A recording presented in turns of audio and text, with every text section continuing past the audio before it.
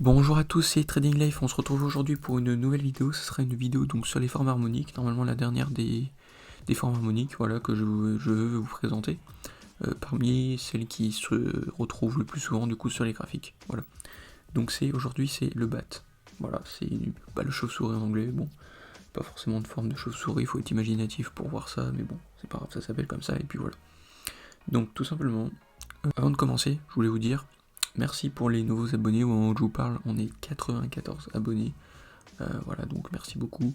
Voilà, n'hésitez pas à liker la vidéo, à partager, puis à vous abonner si vous aimez bien mon contenu.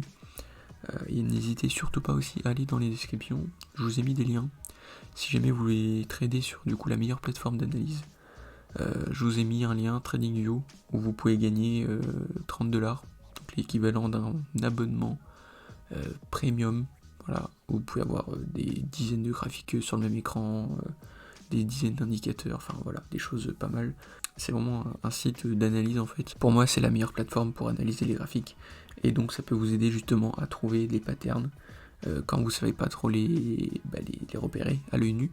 Vous avez par exemple des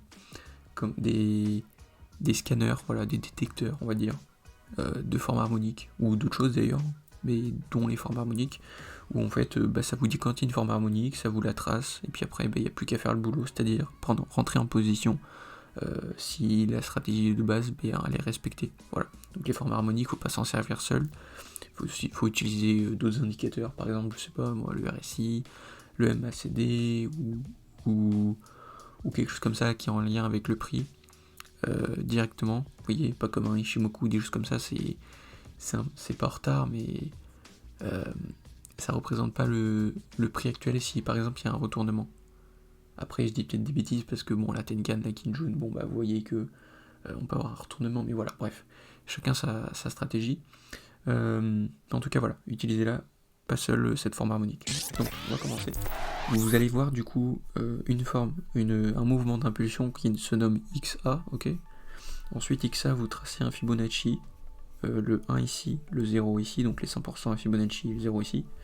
Vous attendez que le B il se retourne entre 38 et 50%, donc de XA.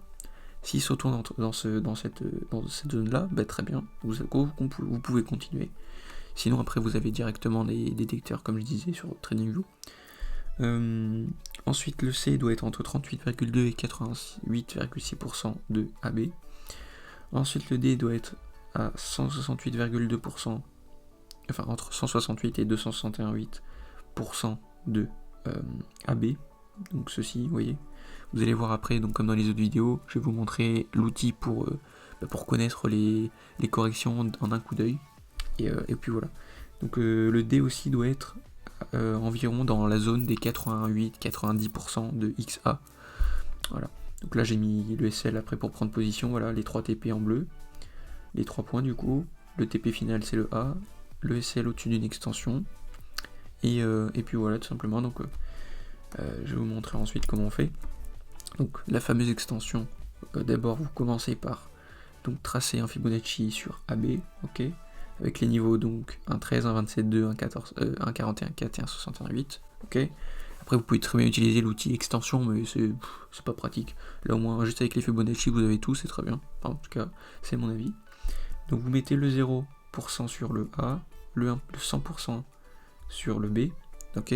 Donc là vous aurez les 100%, les 200%, etc., etc. Bon là du coup c'est 80%, ça doit être 161% de AB par exemple.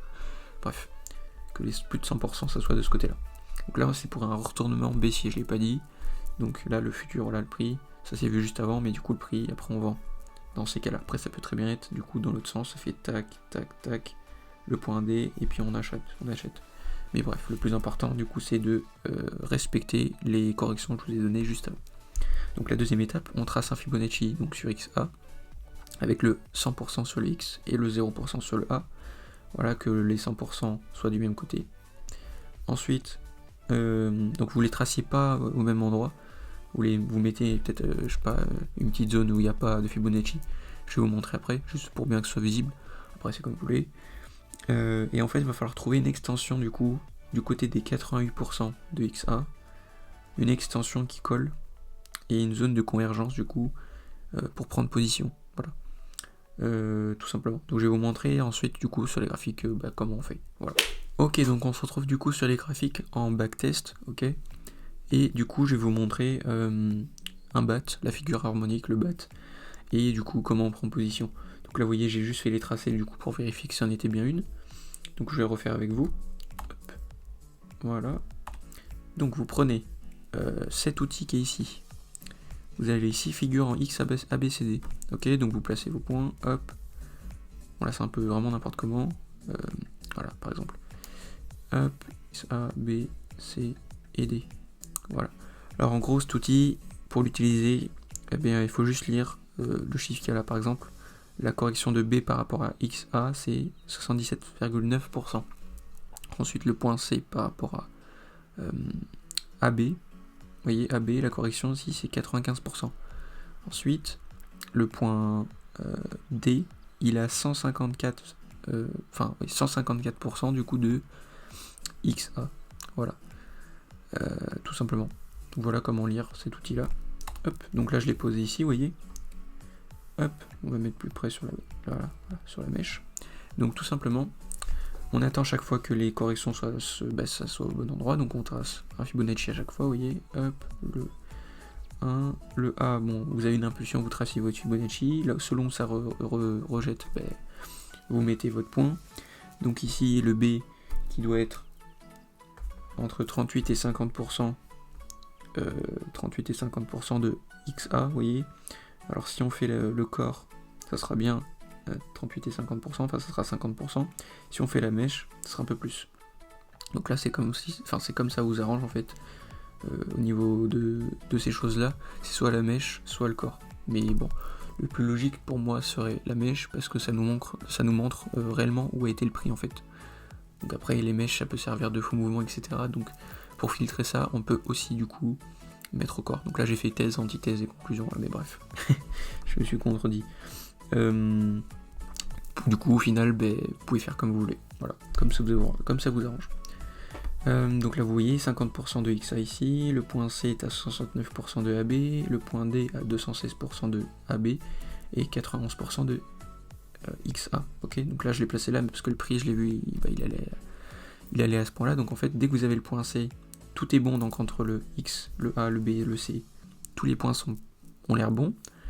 Vous tracez un Fibonacci donc sur XA, vous trouvez les 88%, ok, donc 88% en fait une zone, voilà, comme ça, hop, très bien.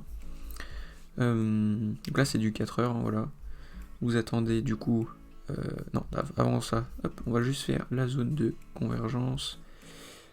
Donc là on va faire BA, hop, vous voyez, on met le 0 ici, bien aligné, le plus possible.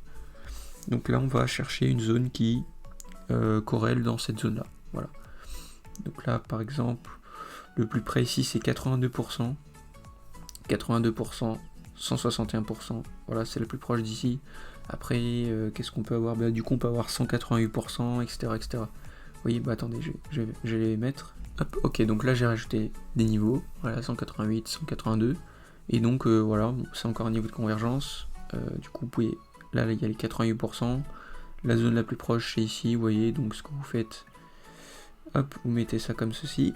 Donc là je l'ai pas dit dans les niveaux avant, mais bon, 182, 188% aussi, en fait vous pouvez mettre, vous voyez ce que vous avez ici entre 0 et 1, vous pouvez les rajouter à chaque centaine en fait, voilà. 150%, 250%, 350% par exemple, voilà. Et le plus pratique c'est de faire avec les 0,618, parce que c'est tout simplement le nombre d'or et c'est le chiffre qui se répète le plus dans le monde, et surtout, et dans le trading aussi en fait, voilà.